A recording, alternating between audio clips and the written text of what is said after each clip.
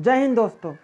अपना अगला पार्ट है ब्लड का, तीसरा पार्ट में लेकर आया हूं, जिसमें हम पढ़ेंगे WBC के कुछ पार्ट्स छूट गए थे, उसको हम दोबारा रिकॉल करने की कोशिश करेंगे, उसको दोबारा समझने की कोशिश करेंगे। ब्लड के में मैंने प्लाज्मा पढ़ा दिया था, है ना। प्लाज्मा पढ़ाने के बाद मैंने आप लोगों को RBC पढ़ा दिया था। RBC क्या होता है। RBC के बाद WBC की बात हो रही थी। WBC जो होता है, WBC है ना, WBC को क्या कहा जाता है। WBC का टेक्निकल जो नाम होता है, WBC का जो टेक्निकल नाम होता है उसको कहा जाता है ल्यूकोसाइट। क्या कहा जाता है, ल्यूकोसाइट, ठीक है ना। क्या कहा जाता है, उसको ल्यूकोसाइट कहा जाता है। मतलब WBC का टेक्निकल नाम क्या, WBC का टेक्निकल नाम होता है ल्यूकोसाइट। क्या नाम होता है, ल्यूकोसाइट। इसकी संख्या कितनी होती है, इसकी संख्या 10,000 होती है, अमूमन 10,000, मतलब अप्रोक्सीमेटली अगर उसको बात करें तो उसकी संख्या 10,000 होती है ना। इसका जीवन काल कितना होता है, इसका जीवन काल होता है 3 से 5 दिन। कितना, 3 से 5 दिन के डेज। कितना होता है, 3 से 5 दिन होता है। इसका काम क्या होता है बॉडी में, WBC का काम क्या होता है इसकी बात करेंगे। तो WBC का अपने बॉडी के अंदर जो काम होता है, इम्यून सिस्टम बढ़ाना, रोग प्रतिरोधक क्षमता को बढ़ाती है। क्या करती है ये, रोग प्रतिरोधक क्षमता को बढ़ाती है, रोग प्रतिरोधक क्षमता को बढ़ाती है, रोग प्रतिरोधक क्षमता को बढ़ाती है। इम्यून सिस्टम को बढ़ाने का काम करती है कौन, आपका ये WBC है ना। इसका टेक्निकल नाम क्या होता है, ल्यूकोसाइट। इसकी संख्या 10,000 होती है। 3 से 5 दिन तक ये जीवन जीती है, मतलब इसका जो लाइफ होता है वो 3 से 5 दिन का होता है। और ये अपने बॉडी में क्या काम करती है, रोग प्रतिरोधक क्षमता को बढ़ाने का काम करती है। मतलब कि बॉडी में अगर कोई वायरस आता है, कोई बैक्टीरिया, कोई जर्म्स का अटैक जब हमारे बॉडी के ऊपर होता है तो उस चीज से निपटने का काम कौन करता है, WBC करता है। आया समझ में। WBC के अंदर 5 प्रकार के भाग होते हैं। मतलब एक पहले देखिए, जो WBC होता है सबसे पहले वो 2 पार्ट में डिवाइड होता है। एक होता है ग्रेन्युलोसाइट और दूसरा होता है अग्रेन्युलोसाइट। मतलब अगर हम WBC की बात करें तो ये पहले 2 पार्ट में डिवाइड होता है। पहला कणिकामय, कणिकामय श्वेत रक्त कणिका, श्वेत रक्त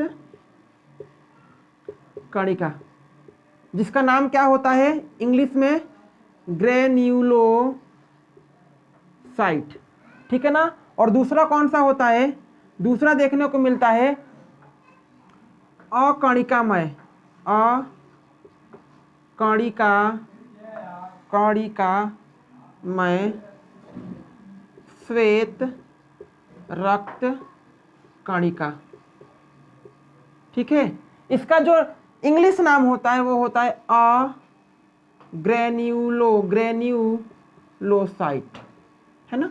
मतलब जिसके ग्रेन्युलोसाइट का मतलब क्या, कि जिसके जीवद्रव्य में, जिस भी WBC के जीवद्रव्य में छोटी छोटी महीन कणिकाएं पाई जाएंगी, छोटे छोटे न्यूक्लियस टाइप के स्ट्रक्चर पाए जाएंगे, उनको हम कहेंगे कणिकामय श्वेत रक्त कणिका। और जिस भी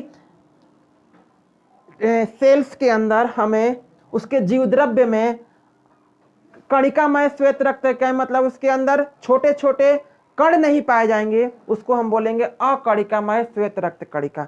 तो मैंने आपको बताया WBC कितने पार्ट में डिवाइड होता है, 2 पार्ट में डिवाइड होता है। पहला होता है ग्रेन्युलोसाइट और दूसरा होता है अग्रेन्युलोसाइट। ग्रेन्युलोसाइट की पहचान क्या होती है, जिस भी WBC के जीवद्रव्य में छोटी छोटी महीन कणिकाएं देखने को मिलेंगी उसको हम बोलेंगे ग्रेन्युलोसाइट।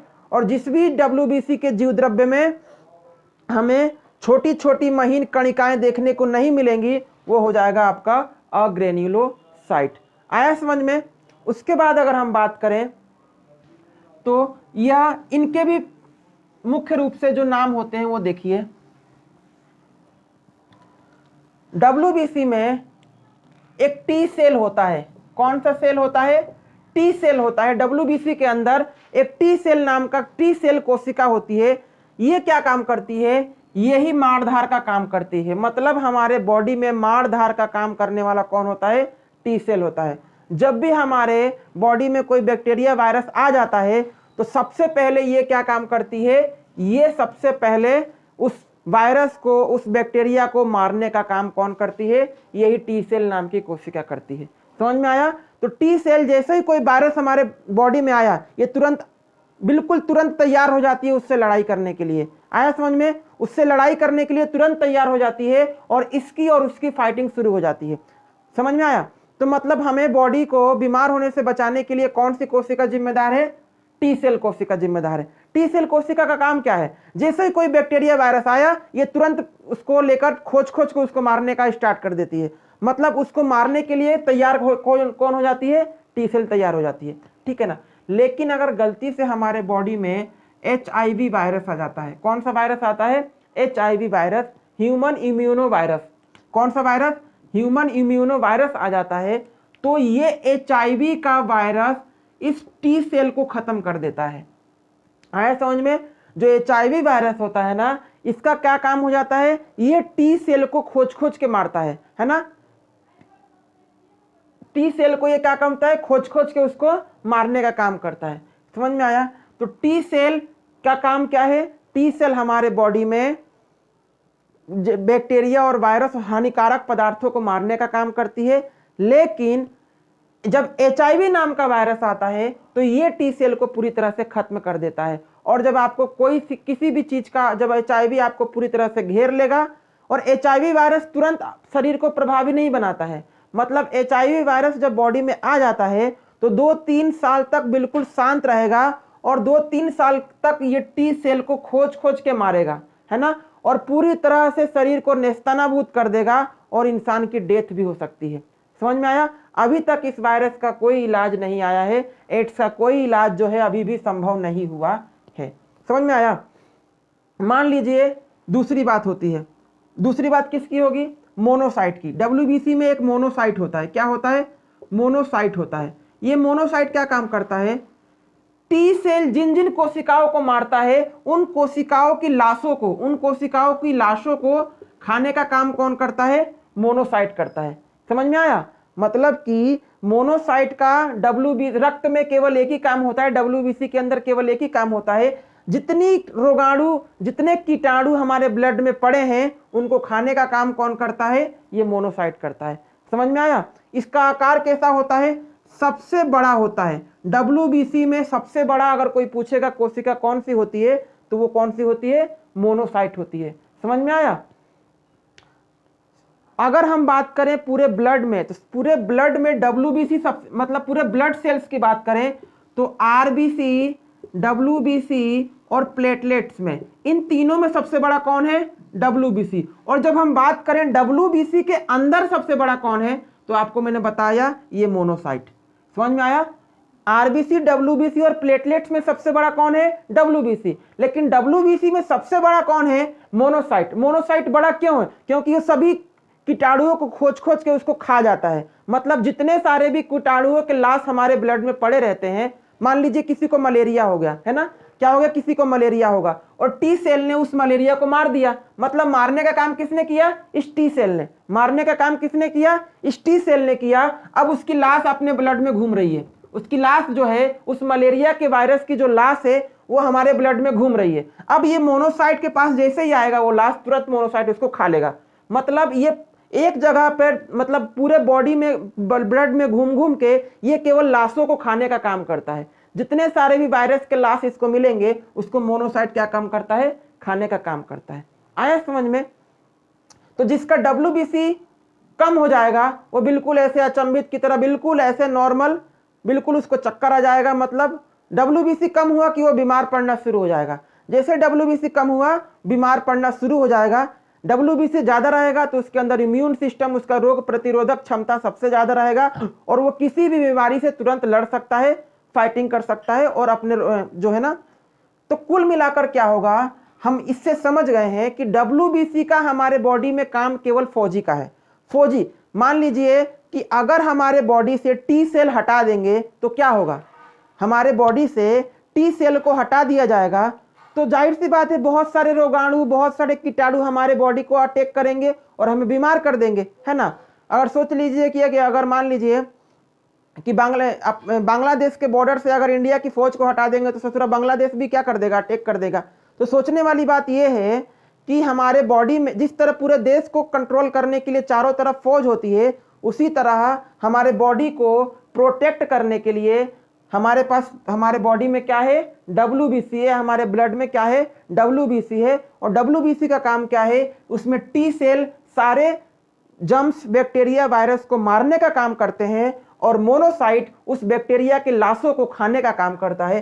तो ये चीज आपको समझ में आ गई होगी, समझ में आया। दोबारा रिकॉल करते हैं, WBC का टेक्निकल नाम होता है ल्यूकोसाइट, समझ में आया। उसके बाद इसकी संख्या कितनी होती है, इसकी संख्या 10,000 होती है ना। उसके बाद इसका निर्माण कहाँ होता है WBC का, तो WBC का जो निर्माण होता है वो बोन मैरो में होता है। कहाँ होता है, बोन मैरो में होता है। कहाँ होता है, WBC का जो निर्माण होता है वो बोन मैरो में देखने को मिलता है ना। इसकी डेथ कहाँ होती है, मतलब इसकी मृत्यु कहाँ होती है, इसकी मृत्यु जो होती है वो इस ब्लड में हो जाती है। कहाँ हो जाती है, ब्लड के अंदर ही हो जाती है। इसकी मृत्यु कहाँ हो जाती है, ब्लड के अंदर ही हो जाती है। समझ में आया। इसका जीवन कितना होता है, 3 से 5 दिन तक होता है ना। इसका जो जीवन होता है वो 3 से 5 दिन तक का होता है। उसके बाद इसमें टी सेल बताया मैंने अभी, जर्म्स को मारने का काम करते हैं, बैक्टीरिया वायरस को मारने का काम करते हैं। लेकिन HIV वायरस एक ऐसा वायरस होता है जो इस टी सेल को ही मार देता है, समझ में आया। उसके बाद मोनोसाइट उस चीज को खाने का काम करता है। तो ये था आपका WBC, है ना। WBC को आप अच्छे तरीके से समझ गए होंगे। WBC में मोनोसाइट सबसे बड़ा होता है, समझ में आ गया। और ये था WBC। अब हम जो बात करेंगे वो बात करेंगे हम ब्लड प्लेटलेट्स के बारे में, जिसका ब्लड प्लेटलेट्स के बारे में बात करेंगे। जो अपना नेक्स्ट टॉपिक है वो है ब्लड प्लेटलेट्स, है ना। इसका नाम क्या होता है, इसका जो टेक्निकल नाम होता है वो होता है थ्रोम्बोसाइट। इसका जो टेक्निकल नाम होता है वो क्या होता है, थ्रोम्बोसाइट। आया समझ में। इसका टेक्निकल नाम क्या होता है, थ्रोम्बोसाइट। तो ब्लड प्लेटलेट्स का जो टेक्निकल नाम होता है वो होता है थ्रोम्बोसाइट्स, है ना। थ्रोम्बोसाइट्स जो होता है उसका जो निर्माण, मतलब ब्लड प्लेटलेट्स का जो निर्माण होता है वो हमें कहाँ देखने को मिलता है, बोन मैरो के अंदर ही देखने को मिलता है ना। बोन मैरो के अंदर ही देखने को मिलता है, समझ में आया। बोन मैरो के अंदर, मतलब इसको हम क्या बोलते हैं, इसको अस्थि मज्जा बोला जाता है। क्या बोला जाता है, अस्थि मज्जा बोला जाता है ना। दूसरा, इसका जो जीवन काल होता है ये कितने दिन तक रहता है, तो 7 दिन तक हमारे बॉडी में रहता है, हमारे ब्लड में रहता है। कितने दिन तक रहता है, 7 दिन तक हमारे ब्लड में रहता है। तीसरा, ब्लड प्लेटलेट्स की संख्या कितनी होती है, 2 से 2.5 लाख होती है। कितनी संख्या होती है इसकी, 2 से 2.5 लाख तक इसकी संख्या होती है। जिसके अंदर ब्लड प्लेट्स हो जाएगा ना, ब्लड प्लेटलेट्स जिसके अंदर कम हो जाएगा वो बिल्कुल एकदम ऐसे एकदम कहीं भी धाप कहीं भी गिर सकता है, उसका कोई भरोसा नहीं है। क्योंकि ब्लड प्लेटलेट्स हमारे बॉडी का वो इंपॉर्टेंट सेल्स होता है जो कि हमें मजबूती प्रदान करता है। तो जब भी आप ब्लड प्लेटलेट्स बॉडी में कम हुआ ना, तो आप भद कहीं भी आप गिर जाएंगे, आपको आलसपन आने लग जाएगा, पढ़ने में मन ही नहीं लगेगा। आया समझ में। और ब्लड प्लेटलेट्स जब आपके बॉडी में कम हो जाएगा ना, तो आपको एक चीज आपको इंडिकेट करेगा, वो इंडिकेट करेगा जो आपका ये नीचे जो एड़ी होता है ना, उसमें दर्द बहुत तेज होता है। मतलब नीचे ज्यादा पैर टटाने लगता है ना, पैर ज्यादा नीचे टटाने लगेगा। और नीचे जो ये खिल्ली होता है ना, खिल्ली बहुत ज्यादा दर्द करने लगता है। तो आप समझ जाना कि आपको ब्लड प्लेटलेट्स की जो है ना बॉडी में कमी हो गई है ना। तो आपके बॉडी में ब्लड प्लेटलेट्स कम होगा तो क्या होगा, चक्कर आना शुरू हो जाएंगे, आलसपन आना शुरू हो जाएगा, भद कहीं भी गिर जाएंगे, उसका कोई भरोसा नहीं, आपको दूसरे के साथ आपको कहीं भी जाना पड़ेगा, ठीक है ना। दूसरी बात, अगर मान लीजिए ब्लड प्लेटलेट्स के साथ अगर हीमोग्लोबिन भी कम हो गया तो वो भी वही काम है, कहीं भी ऐसे कहीं भी गिर जाएंगे, उसका कहीं भी जाएंगे भद से गिर जाएंगे। तो उसके लिए क्या करना है, आपको ब्लड का नियमित चेक कराते रहना चाहिए, है ना, हमेशा कि किस तरह से क्या क्वांटिटी आपके ब्लड में आ रही है, कौन सा सेल्स की कमी हो रही है ना। तो 2 से 2.5 लाख इसकी संख्या होती है ना। उसके बाद जो ब्लड प्लेटलेट्स होता है, ये इसका काम क्या होता है, मतलब सभी का काम होता है कुछ ना कुछ, तो इसका काम क्या होता है, इसका एक ही काम होता है, ब्लड को क्लोट करवाना। क्या करवाना, ब्लड को क्लोट करवाना, मतलब रक्त का थक्का जमाना, रक्त का थक्का जमाना। क्या काम करता है ये? रक्त का थक्का जमाना। ससुरा का इसका एक ही काम है, कहीं भी कट फट जाएगा सबसे पहले ये थ्रोम्बोसाइट आएगा, थ्रोम्बोसाइट उस ब्लड को जमाने का काम करेगा। आया समझ में? मतलब कि कहीं भी आपके बॉडी में कहीं भी कट फिट जाएगा, चोट लग गया, फूट गया, कपार फूट गया, उसको अगर ब्लड को जमाना है तो किसका काम है? इस ब्लड थ्रोम्बोसाइट, इस ब्लड प्लेटलेट्स का ही काम है। ठीक है ना? तो ब्लड क्लॉट करवाने में एक काम आता है ना? इसकी संख्या कब कम होती है? इसकी संख्या जब किसी को डेंगू हो जाए। क्या हो जाए? किसी को डेंगू हो जाए, किसी को डेंगू हो जाए तब ये संख्या कम हो जाती है। समझ में आया? तो उसके लिए भी बहुत सारे उपाय हैं। ये समझ गए आप लोग? इसका स्क्रीनशॉट ले सकते हैं और समझ सकते हैं। फॉर्मेशन बोन मैरो में होता है, 7 दिन तक इसका जीवन काल होता है, 2 से 2.5 लाख तक इसकी संख्या होती है। ब्लड क्लॉट, रक्त का थक्का जमाने में काम करता है। किसी को डेंगू हो जाए तो ब्लड प्लेटलेट्स की संख्या बहुत तेजी से कम होने लगती है ना? तो जब किसी के शरीर में ब्लड प्लेटलेट्स कम होने लगता है ना, तो हमें क्या करना है? एक तो उसके कम होने की दर को रोकना है, मतलब जितनी तेजी से वो कम हो रहा है उसको रोकना है। दूसरा, उसको बढ़ाने का काम करना है ना? तो कुछ घरेलू उपाय भी होते हैं और कुछ डॉक्टर यानी कि मेडिसिनियल ट्रीटमेंट भी होती है, जिसके थ्रू हम ब्लड प्लेटलेट्स की काउंटिंग को हम एकदम इक्वल कर सकते हैं, उसको सामान्य स्तर पर ला सकते हैं, है ना? तो घरेलू नुस्खे भी कुछ होते हैं, आइए डिस्कस करते हैं उसके बारे में। मान लीजिए कभी आपको किसी को डेंगू हो जाए, किसी को क्या हो जाए? डेंगू हो जाए, और डेंगू में क्या होता है? ब्लड प्लेटलेट्स पर ही अटैक करता है। मतलब जो डेंगू का जो वायरस, बैक्टीरिया, जर्म्स जो भी होता है वो डायरेक्ट इस ब्लड प्लेटलेट्स की संख्या को ही कम करता है। तो हमें क्या करना है? जब आप समझ गए होंगे कि आपको डेंगू हो गया है और चारों तरफ डेंगू बहुत सारा फैलल है, तो हमें क्या करना है कि एक दवाई खाना है जिसका नाम होता है डोलो। क्या नाम होता है? डोलो। और क्या पीना है? बकरी का दूध हुमच के पी लेना है, मतलब कि रोज 1 कप बकरी का दूध पीना है। गोट मिल्क, क्या पीना है आपको? Goat milk. वैसे पिया इच्छा तो नहीं होती कि बकरी का दूध पिए, लेकिन ससुरा मरे तो क्या ना करें, वही हाल हो जाता है यहाँ पर। तो क्या पीना पड़ेगा अपन को? गोट मिल्क पीना पड़ेगा। पपीता का पत्ता पीना पड़ेगा, पपाया लीव्स, पपीता का पत्ता पीना पड़ता है ना? पपीता का पत्ता पीना पड़ता है। और क्या करना पड़ता है? चाहो तो आप इसमें कीवी, बहुत महंगा है ये जो कीवी होता है, 150 रुपये का 3 गो मिलता है। कितने का? 150 रुपये का 3 मिलता है, यानी 50 रुपये का एक, है ना? तो ये सब चीज़ें के द्वारा। और क्या कर सकते हैं हम? गिलोय का काढ़ा बनाकर पी सकते हैं, तो उसकी संख्या। और क्या पीते हैं? एलोवेरा का काढ़ा बनाकर पियेंगे, है ना? तो ये सब चीज़ें जो होती हैं वो घरेलू उपाय होते हैं। किसी डॉक्टर के चक्कर में मत आइएगा, नहीं तो बहुत ज़्यादा पैसा लगा देगा, है ना? तो जब भी किसी को डेंगू हो जाए और उसका ब्लड प्लेटलेट्स कम हो जाए, तो हमें क्या काम करना है? यही सब उसको, क्योंकि आप पहचान जाएंगे, आपके ना बिल्कुल पैर में बहुत तेज़ी से दर्द होने लगेगा, पूरे बॉडी में ऐसे अकड़न आने लग जाएगी, पूरा बॉडी ऐसे अकड़ने लग जाएंगे, और आलसपन के साथ आप बिल्कुल कुछ नहीं, बिल्कुल भद भद कहीं गिर जाएंगे। मतलब आप जहाँ सोए हैं वहीं पर आप सोते रह जाएंगे। समझ में आया?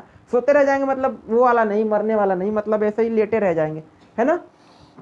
तो बिल्कुल यही सब घरेलू उपाय जो आप करेंगे तो आपका ब्लड प्लेटलेट्स बिल्कुल सामान्य स्तर पर आ जाएगा, और 1 हफ्ता में बिल्कुल तंदुरुस्त होकर एकदम दौड़ना भागना जो है आप नॉर्मल वे में करना शुरू कर सकते हैं। आया समझ में?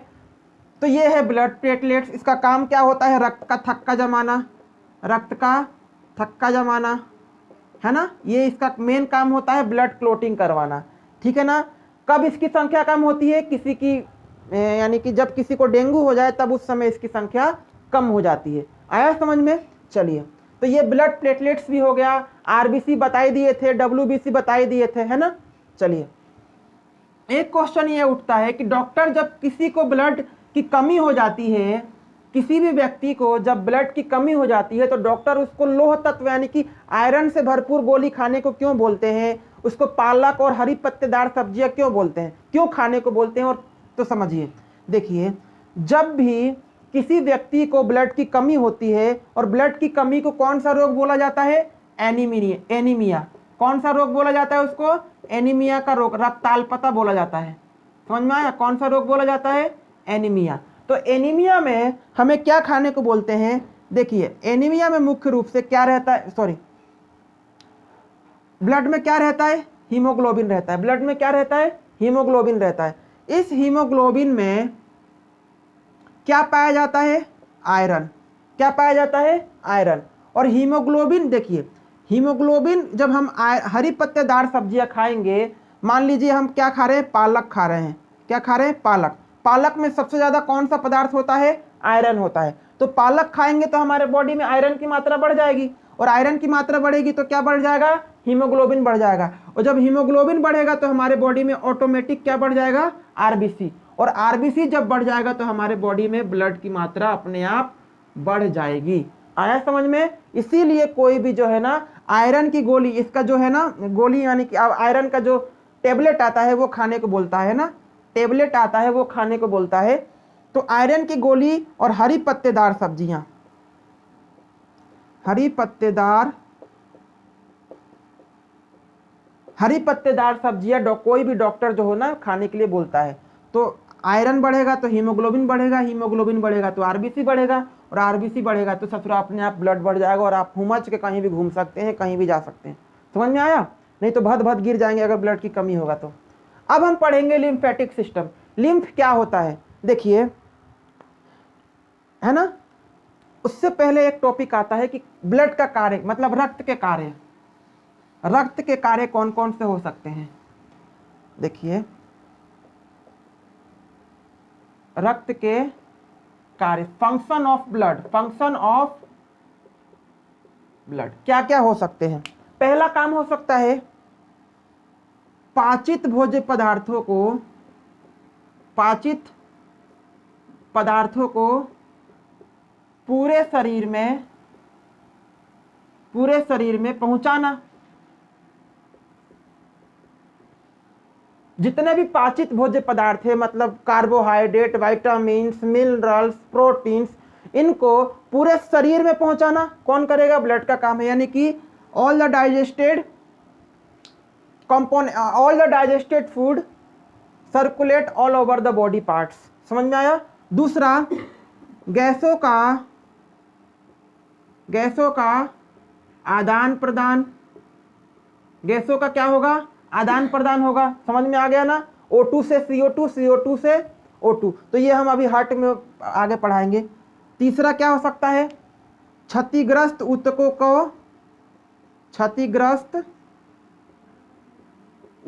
को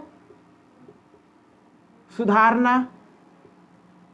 मतलब जो टिश्यू यहाँ पर, मान लो यहाँ का ऊतक खराब हो गया, यहाँ का सेल्स खराब हो गया, तो हम क्या करेंगे, यहाँ से ब्लड के थ्रू हम क्या करेंगे, मान लीजिए कोई दवाई खाएंगे तो ब्लड के थ्रू ना यहाँ पहुंचेगा। समझ में आ रहा है ना। तो क्षतिग्रस्त ऊतकों को सुधारना किसकी वजह से होता है, ब्लड की वजह से होता है ना। हार्मोन का, जितने हार्मोन हमारे बॉडी में बनते हैं उनको पूरे बॉडी में पहुंचाना। हार्मोन को शरीर के विभिन्न भागों तक पहुंचाना, जहां जहां जरूरत होती है विभिन्न भागों तक पहुंचाना, है ना। तो ये काम मुख्य रूप से हमें रक्त, हाँ एक और पॉइंट, हानिकारक पदार्थों को शरीर से बाहर निकालना। हानिकारक पदार्थों को शरीर से बाहर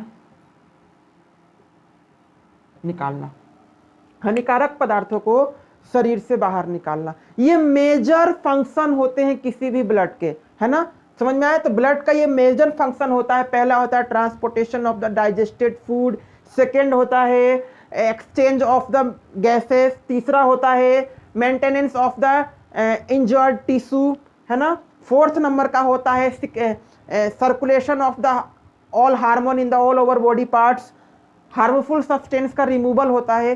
तो ये सब चीजें जो होती है ना किसी भी ब्लड का मेन फंक्शन होती है। समझ में आया। अगला जो टॉपिक है वो है अपना लिम्फेटिक सिस्टम।